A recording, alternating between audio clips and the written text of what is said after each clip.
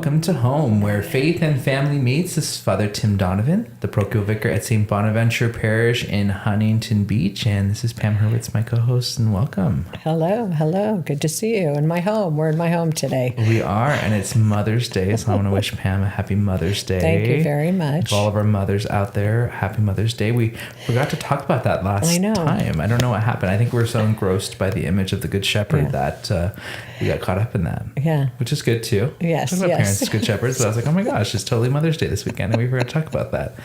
And the importance there. And I know my masses today that I celebrated at the parish with the mothers, and it was a pretty busy day, actually. I think my pastor said this. I didn't believe him, actually, that Mother's Day is the third busiest day in the church after Christmas and Easter. And you know, probably after Ash Wednesday too, but anyways. Okay. Yeah. And I think that would be because I think for a lot of our mothers who are people that pass faith on, just as part of our mothering, their kids know that is one of the greatest gifts is to, I know for sure for my mom, is if we all are just like all her little ducklings are kind of in the pew together, and with her grandkids, and that we're, just to pray together like that is, and it's, because that was something at one time in our home that was happening all the time. But then after your kids move out, you just don't get that opportunity to necessarily always celebrate with them. So I just think, I'm not surprised by that.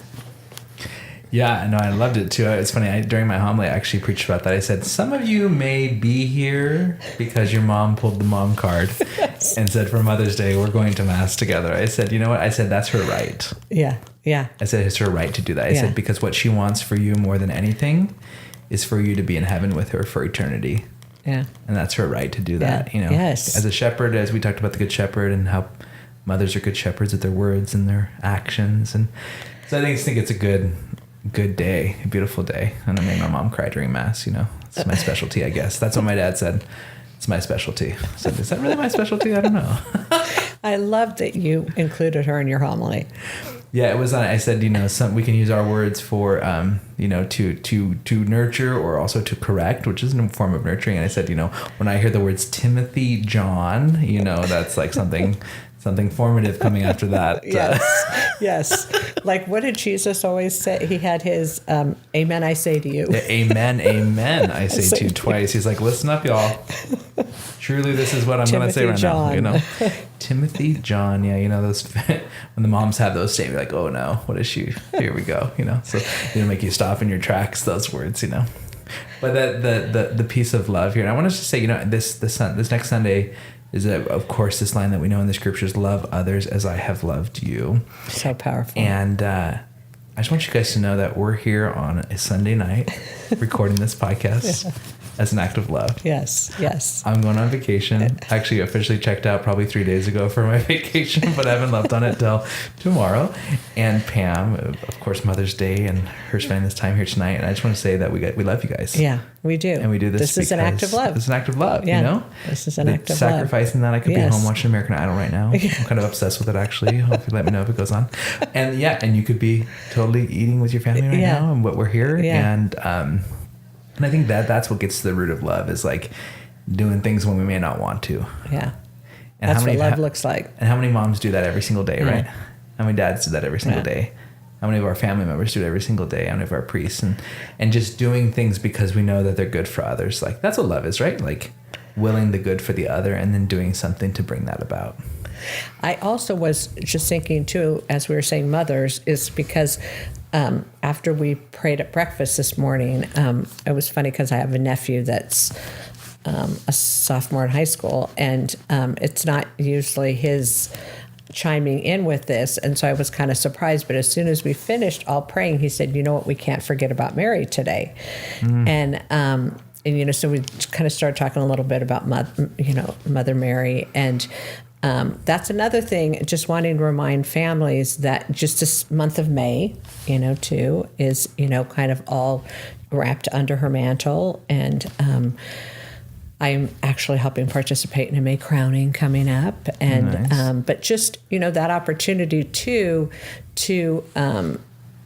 go to our mother, to really cling to our mother, and things like saying the rosary together as a family, or I know for a lot of including myself, I mean, just her life. I mean, so many images of her life just continually give me hope, give me comfort, when I'm in my own, Calvary, my own, resurrection, crucifixion, birth, whatever, and just thinking also kind of like, what would Mary do too?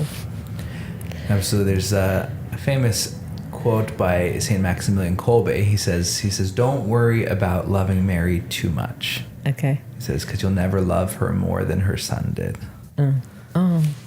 I love that. Yeah. It's like sometimes we if I focus on her and then I'm gonna focus on this. It's like, no, that's not how it works with Mary. Mary is like always the one pointing us to her son. Yeah. Like her whole life was about that. It's like we're never gonna go off beat in the spiritual life if we were to bring mom into that. And I think that's so, when you say that I so agree with you, just in our own parenting, as I think, because having our kids live inside of us, there's just something about, that we cannot, it's so almost anti for us to want to be first, and so it is difficult, because I know we struggle with that kind of like, where is Mary? And as we point to things, point to Jesus first, obviously, but I don't even think she allows us to not, put her, because that's, as mothers, we just don't do, our own kids, we always are putting them before ourselves. So, and making those humble sacrifices that kind of direct and, can lift them up in the midst of that. Yeah. So happy month of May also. Yes. Month of Mary. I maybe to maybe dust off that old Mary statue you have, maybe in the bedroom or whatever, and maybe put her in a prominent place. Yeah. Get a little blue cloth. Blue is the color we use for her in the Western Church. You can also use red, though. The Eastern Church, they use red for her, which is a beautiful color. Speaking of her holiness and that reality. And maybe light a little candle or something, saying a little Hail Mary together, a rosary together. Put flowers by her each day. That's right. Have your kids kind of a little tradition of just going out. And, I love when I periodically find myself driving by someone's home who has like a little grotto out in front, and that people, just neighborhood people, just, if people see those grottos, they literally just go and get flowers, cut flowers, so. They love bringing flowers to Mary. Yeah. We could also, I've seen one of the most beautiful crownings I've ever seen on Mary was actually not a gold crown. It was this little kind of, you've seen those little white little flowers that come up out of the grass. This little girl, she knit them together kind of in a little crown, and had them all together, and she just put them on Mary's head. It was precious. It was really beautiful. It reminds me of a story of my seminarian friend, now priest, Father Chris. He told me that one time he brought a dandelion. It was his favorite flower. Okay. To Mary. To give to Mary, and he shows up at the church, and he brings this flower for the May crowning. I think this is how that goes. And he presents it, and the catechist takes it and says, "This is not a real flower." Oh, right? Yes. First of all, don't ever say that, right? Yes. And second of all, I think dandelions are profoundly an important flower for two reasons. Okay, the first reason is because they grow where nothing else will grow. Yeah, true. They're a strong flower. Yeah, true. They're a persistent flower, right? This is like one of those flowers. Like, I'm just in my backyard right now. We're in construction, and I don't think they've mowed the backyard in forever. So we have all these huge, major dandelion things popping up. It's like he's like growing out of a crack in the ground between the wall and the concrete, but bringing forth flowers. You know, like it grows out of places where nothing else will grow. I think that's profound.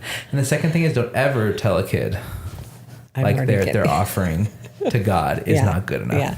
Like, never. Yeah. Like, what is that? Never. But it's just because that was such in his heart. He's like, I love this flower. Mom will love this flower too. I'm like, give her this flower. It's like, yes, you give her that flower, It's just like the purity of that is so good. And I think that we see that so much, and children teach us so much about love in that way. like that purity of it, the innocence of it, the focus of it, it's not about like what we think it should be, but like, no, it's like they saw this as, yeah, they didn't bring the dandelion because they thought it was an ugly flower and they found it on their way in. No.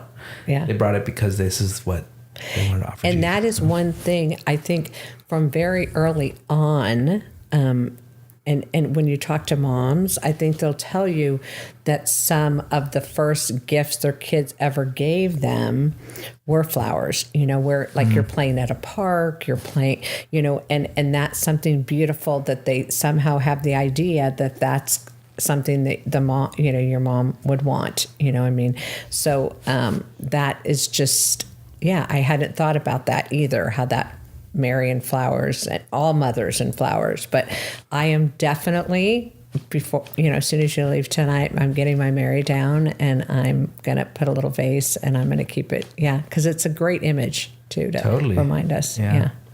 She keeps us in that right orientation to the son as well. I always say that the intercessory prayers of her are super powerful. What son can say no to his mother, right? It's really That's hard. why they were all at church today. It's true. I saw a lot of faces there that I only see a couple times a year. So I was like, oh my gosh, good. So I did call it out. Including my older brother, but you came. I was like, dang, this is good. Mom, you have some pull today, Keep it up, Mom. But yeah, this call of Jesus, to love as I have loved you. I think sometimes we think that love is a very kind of like, I don't want to say self-focused thing, but it's like I have to feel good about something to make it love, or it has to fit in my schema of good for it to be love, But I look back at the Gospels and see how Jesus really loved. What did he do? How did he enter those situations that nobody else would? He got criticized over and over again with having dinner with the sinners, right? That the people were worried about the outside of the cup, when he says, you guys, it's all about the inside, And for him to be able to see people like that and to spend time with them and to bring his presence into there, I think that's what he means by love others as I have loved you. Yeah. Not just when it's easy, not when it's just safe, not when it's convenient, but love others as an act of service, as an act of love, as an act of sacrifice for them. And sometimes it does mean sacrificing some of my own comforts, or, even what they call that, I don't say comfortability, but my mind's going blank right now, but, anyways, being comfortable with the situation. I was just thinking about also, Saint Teresa of Calcutta, Mother Teresa, and, she's really credited with that. What is it? Do small things with great love. Small things with great love. And I think sometimes we forget that, it's those moments. And like you're saying, we kind of have this big, this huge, instead of oh my gosh, when I see images of her and I just think about Christ again with the lepers and but when you see her just holding these people, bathing, people that were hurting and just in our own families, we have, in our neighborhoods, at our workplaces, we have people that are struggling, and there's a certain part of that sometimes that we don't want to enter because it's going to take really kind of letting go of ourself. Losing a piece, I don't know, to really be able, and it's just that's the radical love. The small love very many times is the radical love. And I love too that somebody was telling me once, and it just was, it was so simple and we say it all the time. And I don't know, just him, he said it at a very poignant time to me, but he was just saying that Christ always did, if you want to ever ask yourself, just Christ always did what was most loving in every situation. And sometimes, loving is accountability. Sometimes it's sacrifice. Sometimes it's mercy. But whatever is the most loving thing in a situation. And so, that what would Jesus do? That's what Jesus would do. And so I find that so many times when I get in tough situations and I don't want to change, and I don't, that's really an invitation for love to change me, and yeah. Yeah, I struggle with that sometimes. There's certain people who kind of suck the living life out of you as a priest, and want to occupy lots of time because they're very needy, and you're like, oh man. And you said, I got to be careful not to like roll my eyes when they come and be like, Father, can I talk to you for a second? You're like, ah. And especially like this week before like my vacation, I'm kind of like spent on like a number of levels, and it's healthy to get away and vacation and stuff like that. But it's like, yeah, sometimes you just have to say, okay. Like I remember like one of the days this past week, like sitting down and being like, Lord, I can't do this today. I have like zero introvert energy left. I have like no love. Like I just help me not to hurt somebody today, you know, with my word or whatever. And really in that surrender, in that moment of just being honest with the Lord, like the day was beautiful. Like I did have the love I needed to care for the people. And when they asked for something, I didn't say like, try to run away or hide or whatever. It's like, okay, I'm going to respond with the grace God gives me and not my own love, because we run out of love really quick. I tell people all the time, like we have very small gas tanks for love. Yeah. And what happens when the car has a small gas tank? Yeah. We have to go back to the filling station often. Yeah.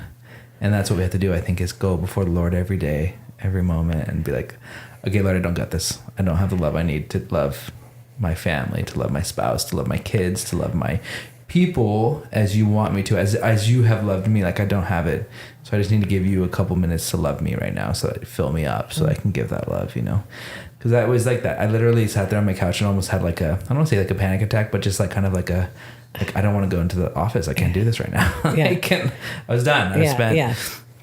But then just being honest with that with the Lord was like fine, and He was able then to do it for me then, and gave me the strength, because I knew that I wasn't. Like I felt spent because I didn't have it myself, and He's like, you never really do, but you can think you do, But having that moment of just saying, Lord, I can't, but you can. And you need to do this now. Now, if Jesus was to walk in right now,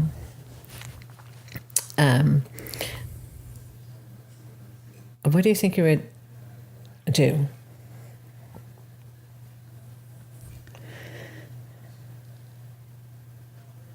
I think He'd want a microphone.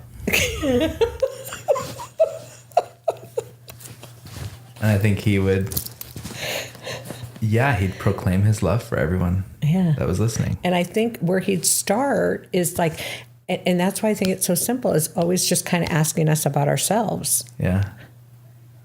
Tim, tell me, just the ministry of presence, and I think that ministry is getting harder and harder too, because of all these distractions that we have, and even Mother's Day. I guarantee you, go back to Mother's Day for a minute. Every single mom here is I just know that 95% of moms would say, ditch the gifts. I just want you to come and sit with me. I just want your time. I just want your presence. I want you to actually sit and look at me and talk to me. And so true love is just that simple. And I really believe that anytime, Christ came into a room, or he saw people, you were known, you were seen, and there's such a depth of, and that radically changed people. That simple piece. The woman at the well had to run home and tell everybody, you got to hang out with this guy. This guy. He told me everything about myself. Yeah. He knows who I am. Yeah. He wanted to know me. It reminds me, a couple weeks ago, we had the reading from the road to Emmaus, one of the daily masses. And these two disciples are running away from Jerusalem. It says they're on the way to Emmaus, which is away from Jerusalem. Right after Jesus was crucified, they're like, okay, I guess this was a failed endeavor. Jesus meets them on the way, and He asks them this question. It's really struck me this year. He says, what sort of things? Like Jesus asked them, he says, are you the only one who hasn't heard about what happened in Jerusalem these last days? Yeah. And Jesus responds to them, tell me about that. What sort of things? It's like, are you kidding me? He clearly knows what happened in Jerusalem the last 3 days. But that was his question. Like, that's how he showed his love. That's how he met those disciples where they were. He said to them, tell me about that. Yeah. Like, I love that. Like, I was like, yes, what? That's like, good. What a human. Yes. What a loving response. Because he could have really just rebuked them at the moment and said, look, guys, I'm Jesus. You're wrong. You're stupid. Get back in line, right? But like, no, the loving thing at that moment was to spend the time and ask that question that he already knew the answer to. And he traveled with them to get to know them. You know, I mean, and he stayed the night with them. Yeah, well, yes. He didn't. He had dinner with them and disappeared. Yeah. But, you know, he was there. He traveled with, he went on along the road with them, you know. He could be doing a lot of other things during that time, but he was there in that. And it's just, I think that for me, it was such a profound thing. I was like, like, what God asked that question? What sort of things? You know? Like, that's the kind of, you know, like, tell me about that. Yeah. And I love... that's good. Yeah, I hadn't... that... Especially, like you said, in that situation to choose that, you know, Yeah. I mean, he could have done anything, right? You know, in that moment. But like, I love that these things are recorded. And when we hear the gospel, it says, you know, love others as I have loved you. Like, love others as I have shown you how I've loved others. In those moments, you know, like maybe we're in a place where we're in a difficulty and someone's running away from something or whatever, you know, maybe if we don't understand what's going on, maybe we do just ask that question. Tell me about that. Yeah. Or maybe our teenager is going through something really strange and bizarre and we don't understand it and neither do they. But literally, if you just ask that one question and then shut up for 15 minutes, like, it would mean an incredible amount to them. You just said, what sort of things? Yeah.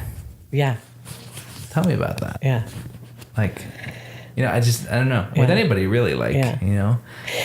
Because we do want to start where we think Jesus has had the right to start, like you said, by, you know, why are you doing, you know, and same with our kids or whatever. But just, I know the power is in the asking. I mean, that's such a invitation to love, you know, is the asking, you know. Yeah, because I think the question is about a relationship and not about some sort of knowledge. Like, Jesus didn't ask him because he wanted them, you know, saying he asked them because he wanted them to know what he meant to them, you know, and to be able to, you know, draw them out of that place too. So I don't know. I was really struck by that question. And, you know, another thing in this gospel that was striking me too is just when he really does tell them, you know, I am not going to be with you forever, you know, and so, you know, and that is the legacy he really leaves is, I mean, I just think if anyone is going to say anything about Jesus, I mean, they're going to say Savior and like radical love, you know, radical love.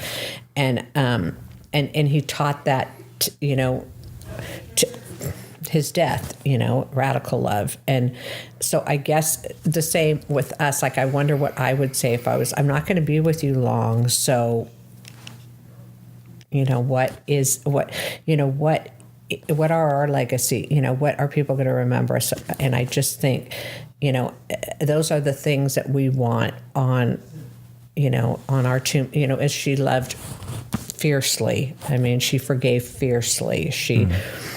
And we don't have, you know, forever to do. I mean, we need, and especially in our families and especially for parents, I just really encourage us to think about that, you know, like as if we were saying the same, we're not going to be here forever. So dang it, I got to show you what's important. And he showed us. Yeah. This primacy of love, huh? Yeah. This primacy of others and this primacy of making him known still. Like, he continues to be present in our world because of our love for each other. Like, they'll know who you belong to. Yeah. You know, do our neighbors know that we're Christians by the way we love each other? And there was that song. Of course. They will know. We are Christians by our love. The kids love that jam. But I mean, such a great line. I mean, right out of the scripture, so they stole it. But no, it's true though. Like, I think that the songs help us to ingrain that into us, you know, and not just by the song, but like by and that was that's what the Acts of the Apostles were after the resurrection. Like, that's what was the mark of the Christian community. They knew them not because of what they did together, but how they loved each other. Not by what they wore around their necks, but by the sacrifices they made and the rejoicing they were able to do in the midst of crazy circumstances, as we're hearing all throughout this Easter season, the Acts of the Apostles, you know. And so that's my invitation this week to our families, is to look for a way that we can do small acts of love for our members of our family. I often give that as a penance, you know. Oh, okay. Do something as an act of love for, you know, a member of your family this week or something. Just because that's, I mean, if we infuse love increases. Yeah. But when we don't feel love, we often isolate and pull back, and love decreases. Yeah. This is not once have we had an experience where we invest more time in loving that love is not returned. That's what the Lord did. Yeah. He knew that, you know. I'm going to invest love even if there's not going to be a return, because eventually there will be, because they're going to feel it and want to return that love, you know. Love harder. Love harder, yeah. Love as I have loved you, you know. Even I've loved you even when you didn't want to be loved, and I've loved you even when you didn't love me back, you know. Yeah. It's that kind of radical love that Jesus gives us. Yes, ask questions and allow interest, you know. I mean, that, like I was saying, that ministry of presence, you know, it's getting more and more difficult. And I just think in all our relationships, tell me more about that. What did he say? Yeah. What sort of things? Yeah. You know? And also maybe the question we could ask each other that we don't almost ever ask each other is, how can I love you better? Yeah. Like, how can I love you better? Like, what can I do to help you or to love you better, you know? Might be a beautiful question to ask our spouses or our kids. Yeah. They may not know, and it might throw them totally off board, but that you asked it's important, you know? And that they might have a quiet, you know what, it'd be really great if you could hug me more often. Really great if you could, you know, say I love you more, you know? I don't know, we might be surprised at what we hear. It can help us to really love somebody in the way that they need to be loved as well. So. And I want to do one shout out. Very good. My Mother's Day shout out. Okay, love my family dearly. Okay, but I'm going to talk for a minute about my son-in-law. And my son-in-law, Brian, he kind of has, in our family, we call him kind of like the utility player. You know, he could play any position. He could, you know, he just kind of has a wealth of knowledge in different areas. And so my husband has so many wonderful things about him, but he is not handy. Okay, that's not his specialty. And I have a table in my backyard that I love to sit and eat meals around, and it's like a farmhouse table that's very rickety. And so I had kind of said to him, I said, you know what, Brian, I said, sometime I'd like you, you know, if you ever had a chance to come over and, you know, kind of fix that table and, you know, kind of put some nails in it or something to make it more sturdy. And so yesterday afternoon, he played golf with a couple friends, and he walks in with all his tools, and he went out in the backyard and he began to work on this table, and he had it upside down, and then he had to run home 3 different times because he had forgotten something, and he didn't ask me to, you know, he just did it. I mean, he went home 3 different times, and then he took it down. He sanded it till it was like perfect. And then he asked me, he's like, I could tell he just thought, like, you know, he's done, you know, I mean, this is this perfect gift. And then he said, do you want it stained? And I was kind of like, oh man, it'd be really great if it was stained, you know. Like, he looked at me like, I'm going to shoot you. And I said, I have some stain in the garage. And he sat and he stained that thing yesterday. And wow. And I woke up this morning, and that I went into my backyard and I saw that table, and I just almost, I mean, it was just this like immense way that he told me he loved me for Mother's Day this year. So thank you, Brian. Find out how people want to be loved.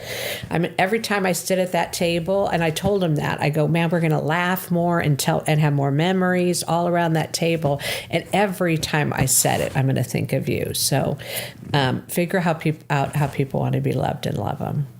Amen. That's our challenge for you this week, and our challenge for ourselves this week. Yes, thank you. So we need to do that too. Like Exactly. How can I love you? How can I support you? And to make those little gestures, because they go far in our lives here on earth. So, well, thank you for listening in to Home Where Faith and Family Meets. We hope you have a blessed May. Yes, blessed May.